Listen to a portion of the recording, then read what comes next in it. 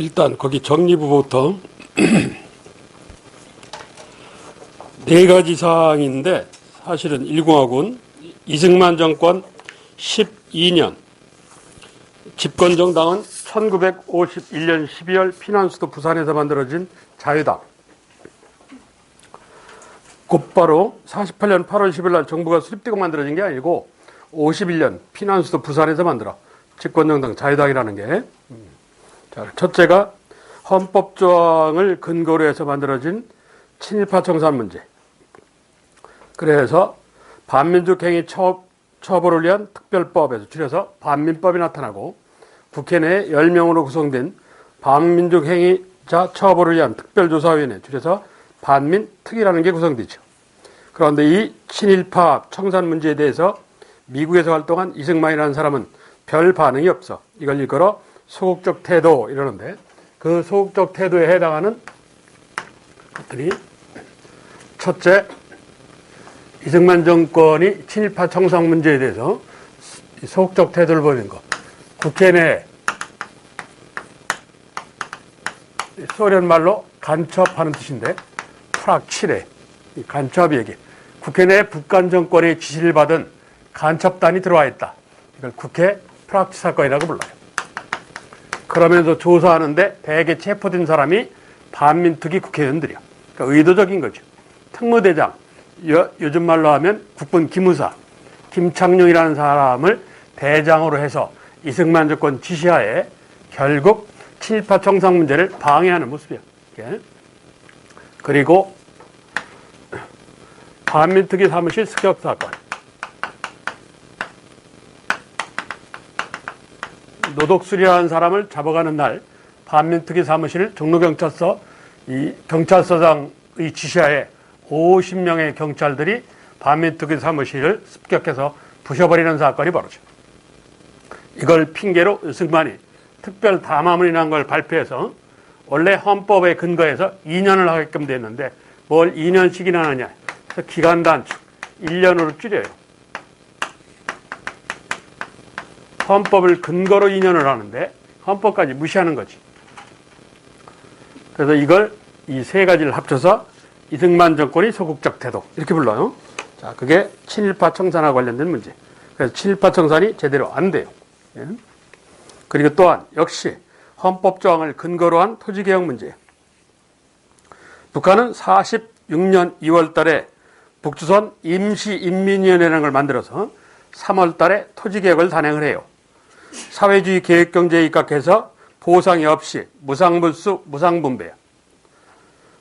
그래서 개인이 소유할 수 있는 최대 물량이 5정부예요. 1정부가 3,000평이에요. 그러니까 15,000평까지는 개인 소유권을 인정하는데 나머지에 대해서. 그래서 지급하는 것도 최대 5정부인데 실제 지급한 건 한 4,000평 정도씩 준 것 같아요. 임야를 포함해서 북한 지역이니까 산지가 많아서. 이에 반해서 남한은 1950년 3월 달에 실시를 해요. 그러니까 6.25 직전에. 남한은 자본주의 경제를 배경으로 하기 때문에 남한은 저하고는 좀 다르죠. 유상미 정부가 사들여 평당 100원에 그리고 유상분배 자본주의 논리에 입각해서 공짜가 있으면 안 되니까 평당 10원에 이런 식이요. 유상매입 유상분배. 그러니까 전액을 정부가 돈으로 제공을 다 못하고 일부만 돈으로 지급하고 나머지는 나중에 돈 있으면 줄게 해서 소위 약속증서, 집가증권이라는 걸 발행을 해. 이게 남한의 농지개혁 아니야. 남한은 토지개혁이 아니고 농지개혁이야. 왜? 농사질 땅, 농토만을 대상으로 하기 때문에 소위 임야가 빠져요. 임야가 빠져. 북한은 임야를 포함하는데 그래서 1인당 1,000평에서 한 1,500평 정도. 자, 이게 남한의 농지개혁이라 불리우는 것들이에요. 그리고 거기 귀속재산 처리법, 동양척식 주색회사 같이 일본 사람들이 놓고 간 거, 이거 그걸 미 군정이 관리를 해. 그래서 거기 일본 문항에 보시면 미군정 귀속사업제 민간한테 불화한다. 불화는 떠넘긴다. 이게 넘겨준다는 얘기야. 그랬다가 제1고하기 귀속재산 처리법이라는 법을 제정하여서 이 귀속재산을 넘기는데 아무래도 이 1공하고 관련자들한테 좀 넘겨. 그래서 소위 오늘날 재벌 탄생의 뿌리가 돼요. 독점 자본가 형성의 뿌리가 되는 게 이 귀속재산 처리법이에요. 그리고 거기 유명한 6.25. 6.25는 그 9번째 미 국무장관 애치슨 라인, 즉 애치슨 선언이죠. 미국이 태평양 선상에서 지켜줄 나라 중에 한반도하고 대만이 빠지게 되는, 왜 한반도하고 대만을 빼느냐? 3타 대전의 우려가 있기 때문에. 즉 남한 뒤에 미국이 있고 북한 뒤에 소련이 있고 대만도, 대만 정부 뒤에 미국이 있고 그리고 중국 본토, 당시 중국 공산당, 중공이라고 그러는데 중공 뒤에는 소련이 있고, 만약 양진영이 서로 뒤에서 밀어주기 시작하면 3차 대전 발발의 우려가 있어요. 그래서 3차 대전 발발의 우려를 염려해서 이 소위 요즘 말로 패싱을 하는 거지. 대만과 한국을 패싱을 해. 빼버린다고. 그래서 북한이 오판하는 근거를 만들어요. 그랬다가 51년 7월 유엔에서 소련이 휴전제의에 입각해서 2년간에 걸친 휴전회담이 열려. 회담 장기화. 10번째. 회담 장기화 이유는 두 가지예요. 첫째, 군사분 개선 문제. 즉 경계선. 군사분 개선을 38도선으로 할 거냐 아니면 점령지역으로 할 거냐. 그래서 결국 점령지역으로 결정이 나요. 그리고 두 번째, 포로송환 문제. 이런 두 가지 문제로 2년이 걸려요. 포로송환은 스위스 제네바의 국제적십자 회담의 논리에 입각한 자동송환이야. 그 해당국으로 보내주기. 그런데 미국과 한국군이 주장은 자유송환이야. 그들이 원하는 대로 보내주기. 이게 이제 말썽이 나서 2년을 걸려요.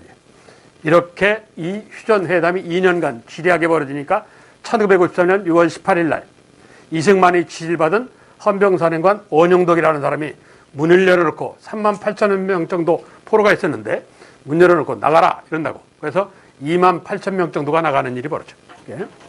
소위 반공포로 석방사건이라고 부르죠.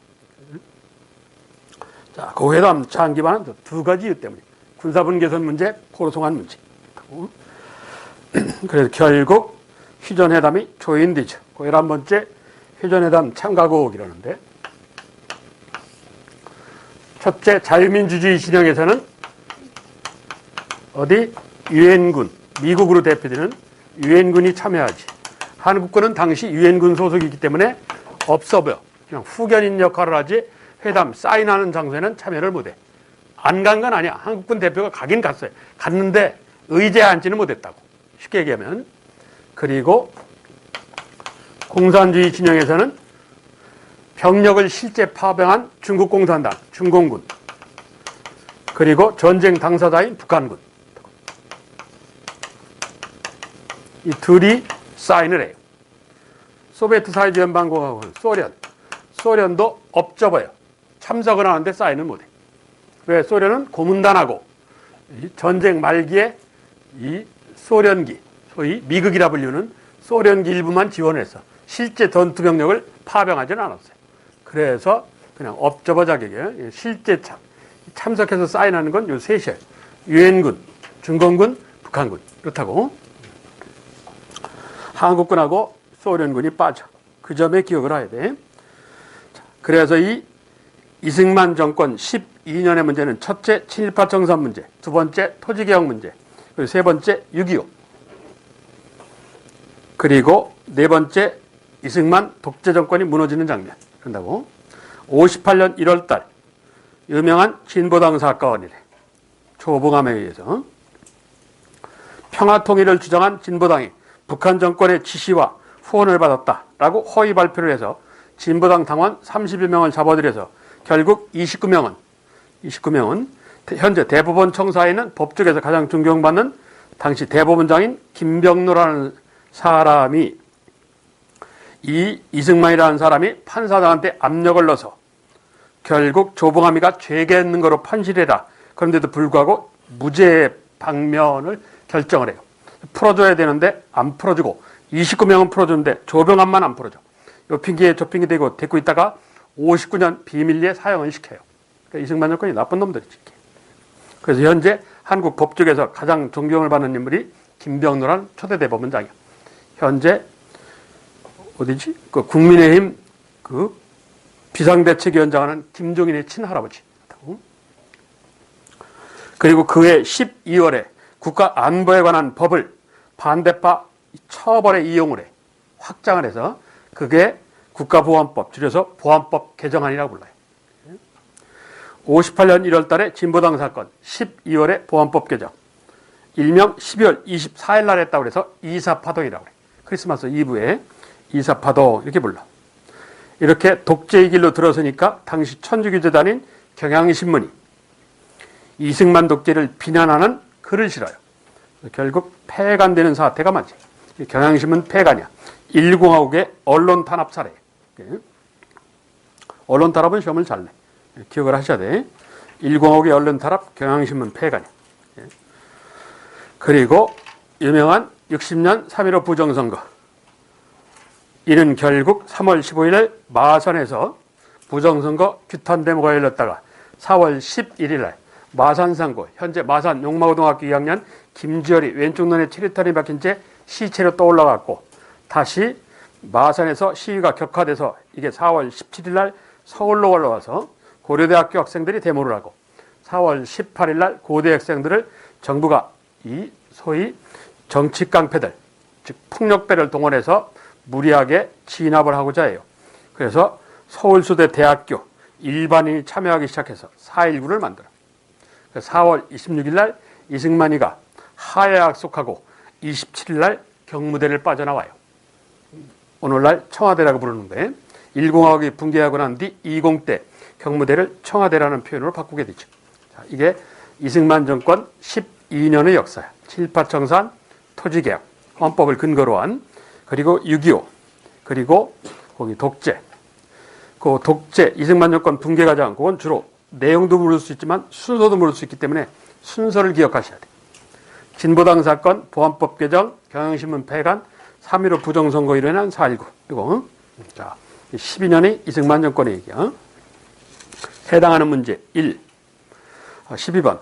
48년 7월에 공포된 초대헌법, 제헌헌법에 대한 얘기다. 틀린 거. 1. 해방 이전에 악질전 반민족 행위를 처벌하는 특별법을 제정할 수 있다고 규정하였다. 줄여서 반민법 이러죠. 해방 이전 사례, 소급 적용하는 거지. 일제 때 반민족 행위자, 그러니까 소위 친일파 처벌법을 만들었다. 줄여서 반민법 이런다. 48년 9월에 만들었죠.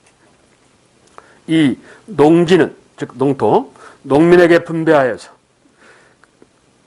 그 분배 방법, 그리고 소유 한도 등을 법률을 정한다고 명시하였다. 그렇지. 49년 6월에 헌법에 근거해서 법률을 제정해. 법률 31조에 의거해서 농지 개혁 입법이라는 걸 만들어요. 3. 제헌헌법, 소위 초대헌법을 제헌헌법이라고 그래. 제헌헌법은 전문, 어린말, 전문에서 3.1운동을 통하여 대한민국이 건립된 독립정민을 계승한다고 했다. 3.1운동의 정신을 계승하여, 전문에 그렇게 돼 있다는 얘기, 어린말에. 근데 지금은 3.1운동의 정신과 임시정부의 법통을 계승하여, 그래서 임시정부의 법통을 계승하여란 말이 추가가 돼 있어. 언제 추가했냐? 9차 개헌 때. 9차 개헌 때 임시정부의 법통을 계승하여라는 말을 추가하게 됐어요. 그걸 기억해야 돼. 초대헌법은 3.1운동의 정신을 계승하여라고만 되어 있는데, 9차 개헌 때, 전두환 말기 9차 개헌 때 이 임시정부의 법통을 계승하여란 말이 추가가 돼요. 4. 대통령, 부통령, 국회의원은 국민의 보통선거, 직접선거, 평등선거, 비밀선거의 원칙에 입각해서 선출한다고 규정되어 있다. 초대헌법에. 1, 2, 3번이 맞았으니까 4번이 틀려야 되는데, 어디가 틀려? 직접선거가 아니고 간접선거지. 내각제에서 하는 간접선거. 그 부분이 틀려. 다른 부분 다 맞는데. 다음 13번. 다음 법의 실지 과정과 그 결과에 대한 설명이다. 맞는 것 이렇게 돼 있어. 눈으로 봐도 알겠는데. 뭐야? 49년 6월에 나온 농지개혁안이죠. 농지개혁안. 46년 3월에 북한의 토지개혁안, 48년 3월에 미군정의 토지개혁안, 다 3월달인데 50년 3월에 제1공화국의 농지개혁안. 이 농지개혁안은 56년 6월에 제정을 해서 49년 6월에 제정해서 50년 3월에 실시. 정부 법령 같은 건 1년, 2년, 최장 3년 이렇게 유예기간이 있어. 발표하고 곧바로 하는 게 아니고. 자, 그 농지개혁안에 관한 얘기야. 1. 미 군정이 이 법을 시행하였다. 미 군정이 시행한 게 아니라 일공이 시행한 거죠. 이 법의 시행으로 소작 분쟁이 줄었다. 그렇지. 자작농이 증가하면서 소작 분쟁이 줄어요. 소작농이 많이 자작농화예요. 작을 해놨는데 땅이 10평 생겼다. 농토가. 그럼 뭐 소작할 일 아니지. 자작을 하지. 이 농민과 지주 양측이 이 법을 지지하였다. 농민과 지주 양측이, 지주는 이 법을 지지하고서 반대하지. 땅 뺏기는데. 강제로 매매를 해서 반대를 했어요. 4. 북한은 이 법과 같은 방법으로 토지개혁을 했다는 점은 공통점인데 방법은 틀려요. 북한은 뭐 무상물수 무상분배고 남한은 자본주의이기 때문에 유상매입 유상분배고 방법의 차이가 있어. 상한선에도 차이가 있고 북한은 5정보, 남한은 3정보, 미군정은 2정보. 그렇다고. 그러니까 직가증권 이런 말 나오면 농지개혁안에 1공화국이 시작. 다른 데는 직가증권이라는 말이 안 나와요. 그래서 해당되는 건 2번문항 하나야. 소작 분쟁이 줄었다. 소작농이 줄어. 자작농이 늘고.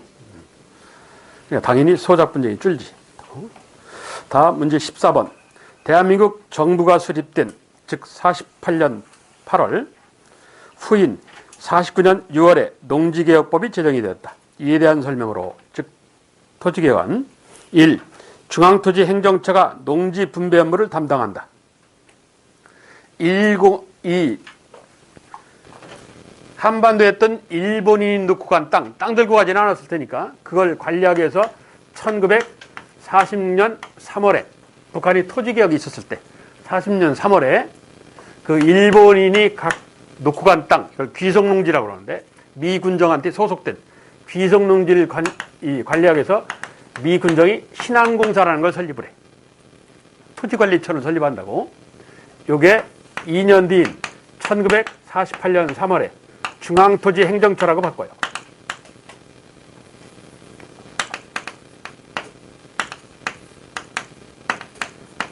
왜? 미군이 토지개혁을 단행하기 위해서. 이렇게 이름을 바꿔. 이걸 1948년 제1공화국 정부가 들어서면서 농림부가 되지. 토지개혁을 한 건 농림부야. 1공화국 정부야. 초대 농림부 장관이 아까 얘기한 진보당 사건으로 유명한 조봉암이라는 사람이에요.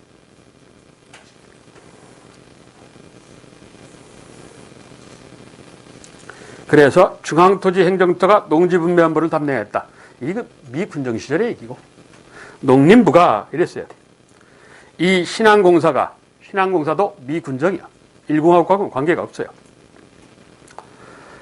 이걸 일본인 토지, 귀속농지라고 하는데 귀속농지를 관리하기 위해서 미군정이 46년 3월에 만들어 놓은 게 신안공사라는 거야.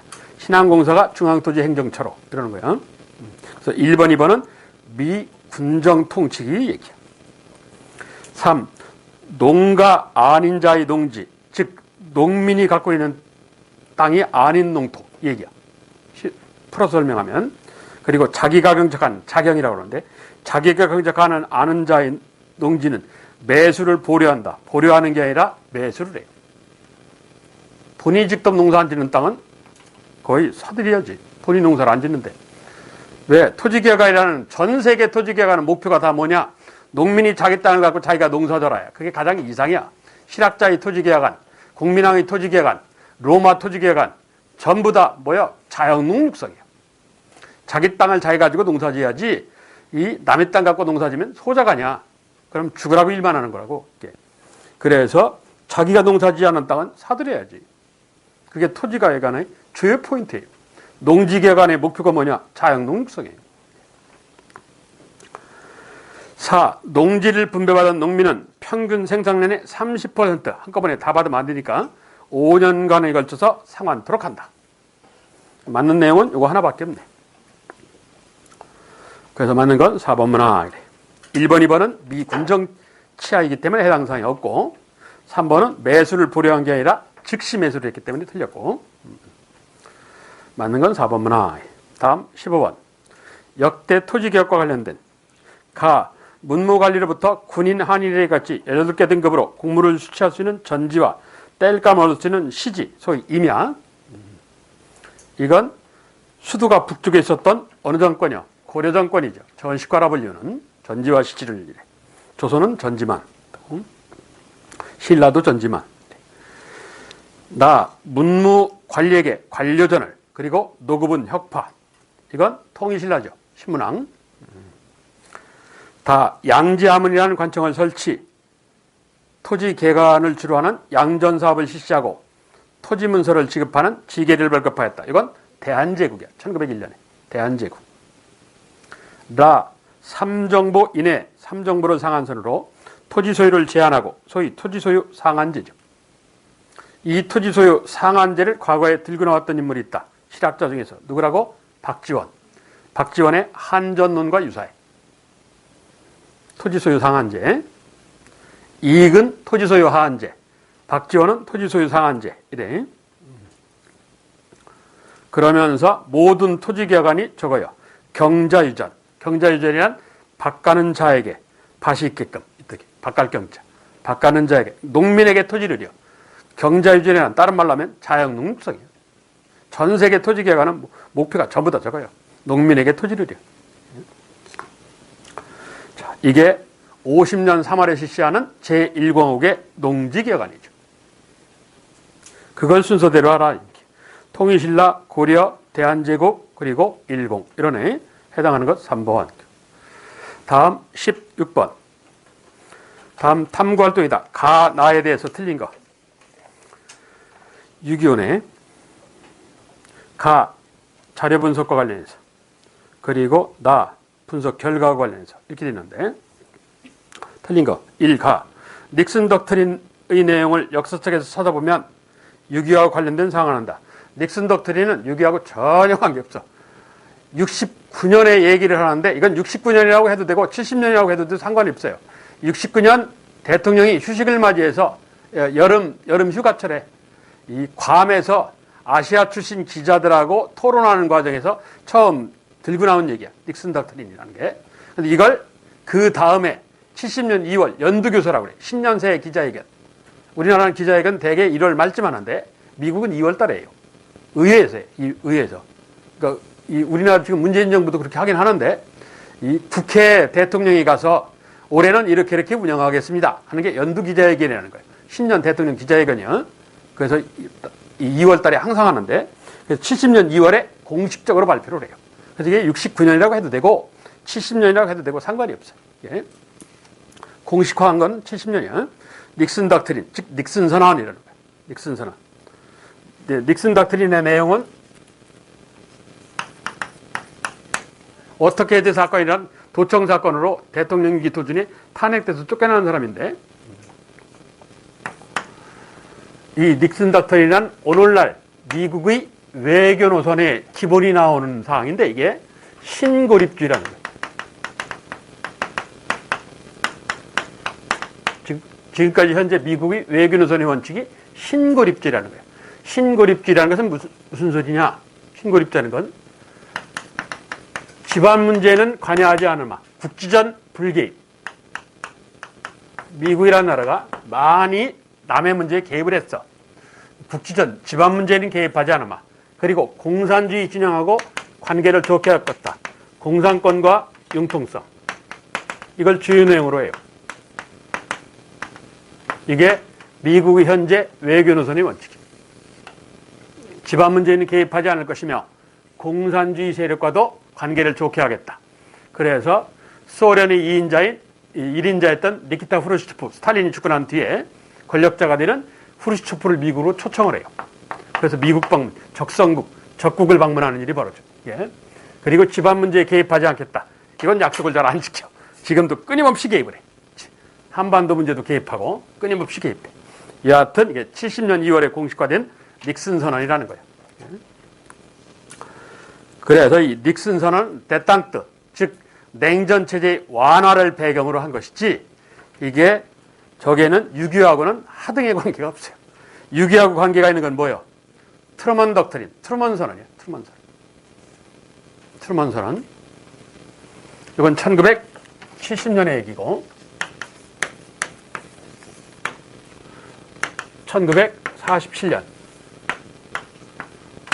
미국 대통령 트루먼 덕트린에서 트루먼 선언을 하는 게 있어요. 이 트루먼 선언은 이 공산 세력의 확대 방지, 공산주의 세력이 전 세계 세력을 펼치는 걸 빅브라더, 큰형으로 막겠다. 자본주의 국가의, 자유민주주의 국가의 큰형 역할을 톡톡히 하겠다. 그래서 미국이 강대국의 논리를 만들어내는 게 이 트루먼 선언이에요. 이게. 그래서 뭐 유명한 한국전에 참전을 하고, 그리고 월남전, 베트남전에 참전을 하고,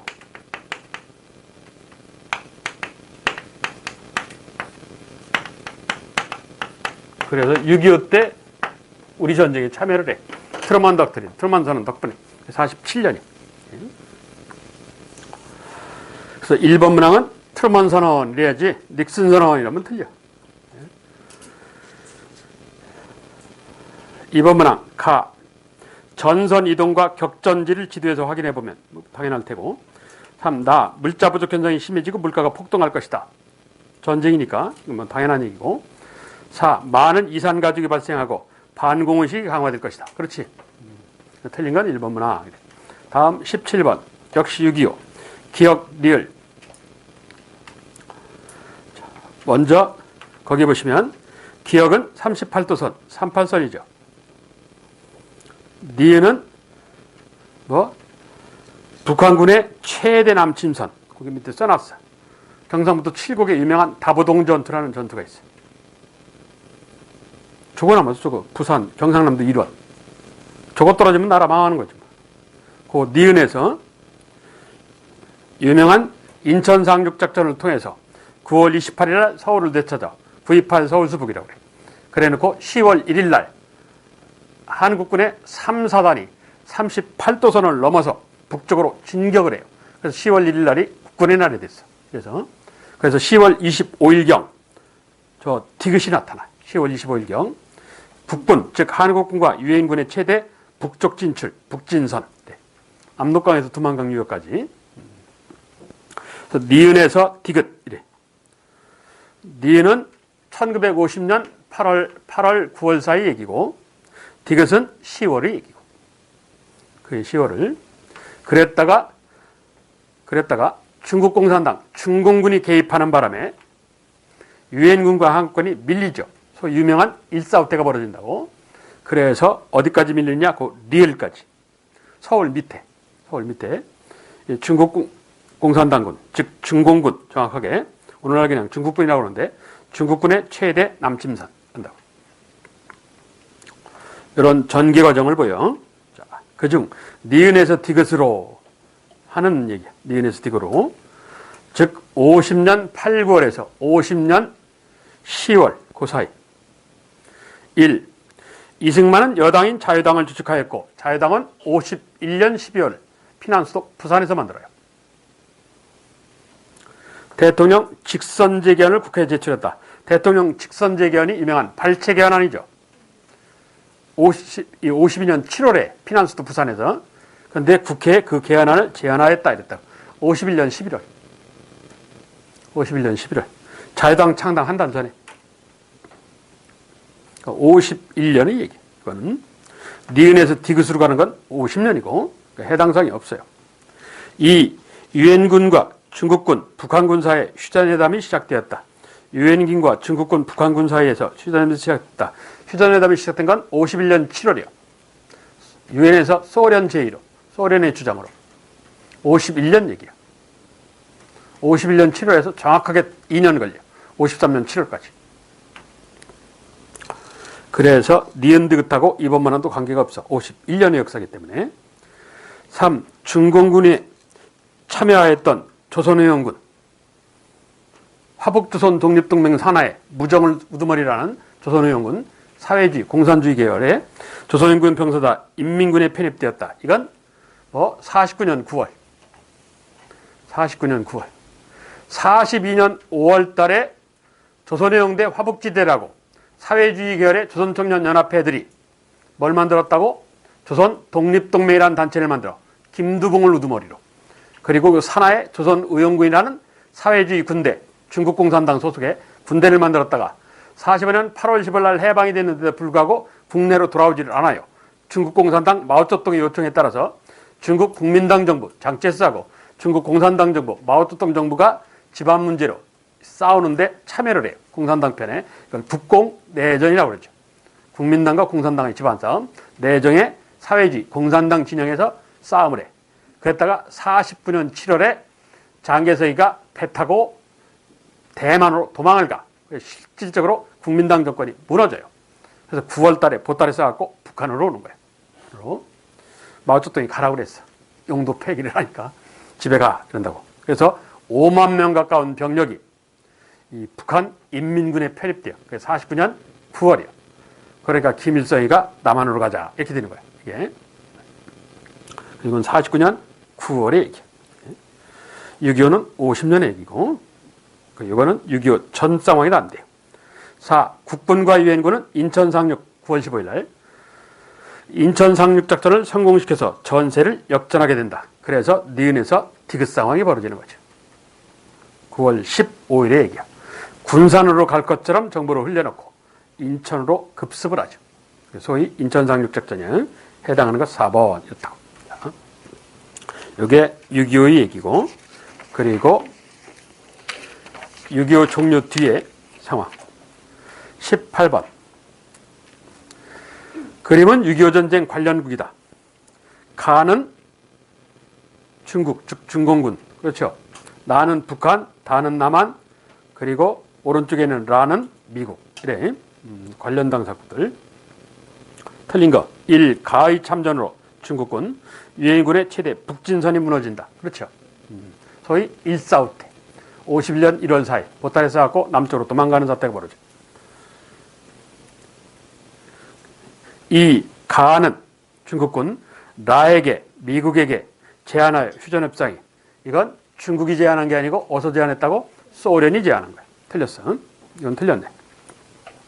3. 다는 즉 남한, 나의 북한, 남한은 북한 체제에 반대하는 포로를 석방시켰다. 맞아요? 이걸 뭐라고 그래? 반공포로 석방 사건이래. 53년 6월 반공포로 석방 사건. 4. 다와라는 남한과 미국 전쟁 후 상호 방위조약, 이걸 한미 상호 방위조약이라고 불러요. 1953년 10월 1일 날 지금까지 유효해. 이게 군사동맹이야. 이게 실적으로 군사동맹이야. 이게. 조미조약에서 제1항 어려울 때 서럽다. 그게 군사동맹이 아니고 이게 군사동맹이에요. 이게 미국과 한국 간에. 그래서 한미 상호 방위조약 53년 10월. 6.25 애친선언 때문에 50년 1월 다시 한반도에서 전쟁이 일어나지 않도록 하겠다. 53년 10월 1일 한미 상호 방위조약. 이렇게 가는 거야. 틀린 건 2번 문항. 다음 문제 19. 6.25 전쟁 중 정전회담과 정전협정에 대한 설명이다. 적절치 못한. 자, 이걸 기억을 하십시오. 6.25 웬만한 건 다 냈는데 최근에 관심이 이쪽이야. 1. 정전협정은 편의상 휴전협정, 정확한 용어로는 정전. 정전협정은 당시 전선을 군사분계선으로 정하여 군사분계선을 기초로 해서 남한 2km, 북한 2km 지역을 비무장지대로 설정해 놓고 있다. 그렇지. 그래서 지금 비무장이 그래서 나오는 거야. 2. 정전회담에서 유엔군 측은 자유송환은, 그리고 공산당 측은 제네바 협정에 따른 자동송환을 주장하고 있다. 그렇죠. 유엔은 원한 대로 보내주기. 그런데 북한과 이 공산진영 쪽에서는 원칙대로 자유송환, 이 자동송환이라는 걸 주장을 해. 3. 소련은 정전협정을 제안하였고 유엔에서 51년 7월 달에 유엔군과 중국군을 일일 받아들여서 정전회담이 시작되었다. 그렇지. 51년 7월에. 4. 1954년 7월 27일 조인된 정전협정에 유엔군, 한국군, 중공군, 북한군이 서명한다. 누가 빠져야 돼? 한국군이 빠져야 돼. 참석을 했으나 서명을 못했어요. 한국군만 빠지면 돼. 그 서명 당사자는 그 셋이야. 당시 한국군은 유엔군에 소속되어 있었기 때문에 유엔군 사령관이 서명을 했어요. 그래서 유엔군, 중국공산군, 중공군, 북한군 그 셋이야. 한국군이 제외돼야 돼. 그래서 4번 문항이 틀렸어요. 자, 19번 문제는 잘 기억을 하십시오. 다음 20번. 1952년 7월에 있었던 제1차 헌법 개정안인 일명 발췌 개안이야. 헌법 조항의 일부를 발췌 뽑아서 개정에 붙였다 해서 발췌 개안이래. 52년 7월 피난수도 부산에서 한 거야. 주요 내용이 뭐냐? 대통령 직선제로의 개헌, 대통령 중심제로의 개헌, 내각 책임제, 상하 양원제. 몇 번이야? 1번. 대통령 간선제로, 대통령 직선제로. 그리고 3번 문항에는 내각 책임제는 3차 개헌. 그리고 상하 양원제는 우리는 민의원, 참의원이라는데 상원의원이 참의원, 하원의원을 민의원, 우리 이렇게 불러. 그 상하 양원제가 나온 건 언제야? 1차 개헌이야. 발췌 개헌. 발췌 개헌. 발췌 개헌 때 나왔어. 근데 정부가 돈이 없다고 상원의원인 참의원을 운영은 안 한 거죠. 실제 운영한 건 20 때 운영을 했죠. 그런데 이게 원래 하기로 돼 있는 건 1차 개헌 때 하기로 돼 있어요. 하지 않아서 그렇지. 그래서 해당되는 건 1번 문항이야. 그래서 주된 내용 이런 말이 그래서 나온 거야. 그냥 내용이 아니고 해당하는 것 1번. 자, 21. 다음 선거 워낙 유명해서 야당인 민주당 54년도에 나중에 보면 2차 부정개헌 4.4.5 개헌안이라는 게 나와요. 그 4.4.5 개헌안을 계기로 해서 이 정권에 참여하지 않던 이승만 정권을 반대하는 사람들이 모여서 이 소위 야당이라는 걸, 집권하지 못한 정당들, 야당이라는 걸 만들어. 그 야당이 민주당이라는 거야. 얘네가 54년에 나와요. 4.4.5 개헌안을 계기로. 그래서 못 살겠다 갈아보자 이러는 거지. 요즘 국민의힘 애들이 주장하자니까. 그러니까 집권동맹 다회장에는 갈아봤자 별거 없다 이러고, 무소속인 누구 조봉암이라는 사람은 혁신론자이기 때문에, 소위 개혁론자이기 때문에 혁신만이 살 길이다 이런 구호를 들고 나와. 이게 1956년 대통령 선거야. 1956년 3대 대통령 선거인데, 자, 그거에 관한 1. 부마항쟁을 유발하였다. 일반적으로 부마항쟁을 하면 79년 박정희 정권 말기를 얘기하는 거예요. 1979년 10월 16일 날 북마민주항쟁이라는데, 정확하게는 니은 혁신 세력의 진보당 결성에 영향을 줬다. 그렇지. 저 누구 조봉암이가 진보당 창당에 영향을 줬다. 50년 11월에 진보당이라는 정당을 만들어요. 무수소로 70만 표를 얻었거든. 그러니까 정당이 있으면 더 얻을 거 아니냐. 그래서 진보당이라는 정당을 만들어요. 그래서 저 56년 선거에서 52년 선거에 70만 표를 얻었다가 56년 선거에서 저 진보당 덕분에 220만 표 가까이 얻어요. 그걸 이승만 정권이 데려다 죽인 거지. 그래서 혁신 세력이 진보당 결정에 영향을 줬다. 그렇죠. 디귿 2차 부정개헌이라는 4.4.5 개헌안, 54년도 4.4.5 개헌안이 마련된 헌법에 따라 실시되었다. 54년도에 마련한 2차 헌법, 일명 4.4.5 개헌안에 입각해서 56년도에 선거를 한 거야. 그러니까 2차 개헌 체제 하에서 선거를 했다. 그렇지. 그럼 3차 개헌은 어느 때냐? 3차 개헌은 60년이에요. 60년 8월에 허정과도내각 때, 허정과도내각 때. 유명한 내각 책임제 이라는 거. 그래서 54년부터 60년 그때까지는 2차 개헌 체제예요. 4.4.5 개헌 체제. 그 체제 하이기 때문에 50년 선거가 가능해요. 리을 선건설 후 통일. 이건 20의 이 목표야. 먼저 경제건설하고 난 뒤에 통일은 나중에. 그렇죠. 이건 20하고야. 10과는 관계가 없어요. 그래서 56년 선거와 관련된 시기는 니은디귿이야. 니은디귿. 기억은 30, 리을은 20. 이래. 맞는 건 니은디귿 3번 이렇다고. 자, 다음 22. 이승만 정권 마지막. 그림 상황을 이해하기 위하여 자유당 물러나라 이렇게 돼 있고, 학생의 피해 보답하라 각 대학 교수단 이렇게 돼 있어. 유명한 4.19죠. 3.15 부정선거 마산에서부터 시작하는 4월 11일 날 김주열이라는 학생이 체류탄에 맞춘 채 시체로 떠올라서, 그래서 4월 17일 고대 학생들이, 4월 19일 시민 어린애까지 참여한, 4월 25일 대학교 교수단이 참여를 해서 4월 27일 날 이승만이가 하야를 해요. 즉 편의상 4.19의 얘기야. 4.19. 1. 6.3 전개 과정을 본다. 6.3 뭐야? 한일 굴욕회담 반대 시위죠. 1964년에 시작된 한일 굴욕회담 반대 시위야. 30대 얘기야. 64년 6월 3일. 2. 5.18 민주화운동. 이건 전두환 군정 시절이죠. 전두환 군사정권이요. 1980년. 소위 광주민주화. 1980년이 상황이고. 3. 부마 민주화운동이 발생한 원인을 찾아보면 이게 소위 부마항쟁이라는 거지. 정확하게는 부마 민주항쟁이래. 정확한데 79년 10월. 79년 10월. 박정희 죽기 직전. 79년 10월. 박정희 40대 얘기.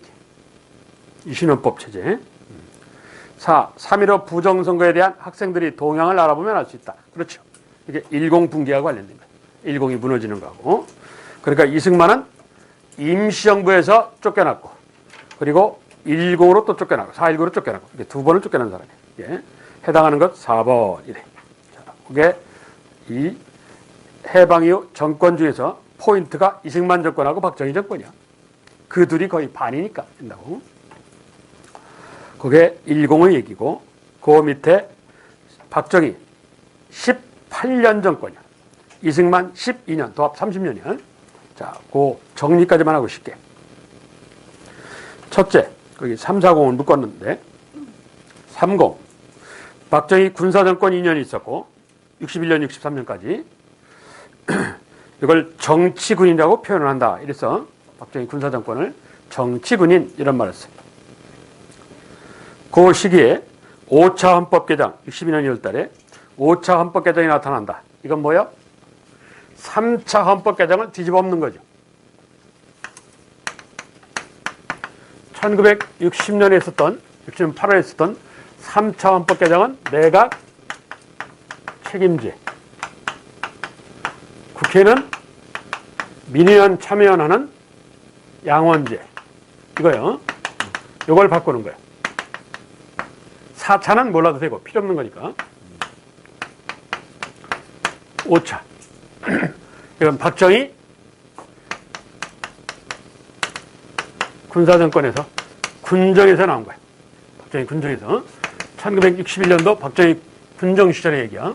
이건 내각 책임제가 대통령 중심제로, 그리고 국회 양원제가 국회 단원제로 이렇게 바뀌어. 완전히 뒤집어져요. 그게 이 5차 헌법 개정 하는 거예요. 3차에서 5차로. 1960년에서 61년이라고 했는데 61년 권력을 잡았어요. 62년도. 요 중간에 4차가 있는데 4차는 이공화국이 3.15 부정선거 관련자를 처벌하겠다 해서 만든 거야. 소고비법, 과거의 사실을 끌어다 처벌하는 거라 이건 별 첨낼 거리가 아니야. 그래서 4차는 필요 없다고 그러는 거야.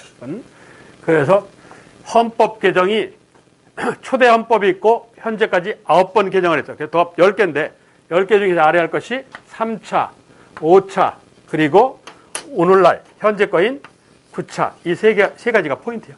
3차, 5차, 9차. 그런데 이 3차에서는 뭘 설치한다고? 헌법재판소, 줄여서 헌재를 설치하지. 이런 특징이 있어. 헌재 설치. 5차에서는 헌재 폐지하고. 왜? 지가 독재하셔야 되니까. 9차에서는 헌재를 부활하고. 이런다고. 이렇게 기억을 해야 돼.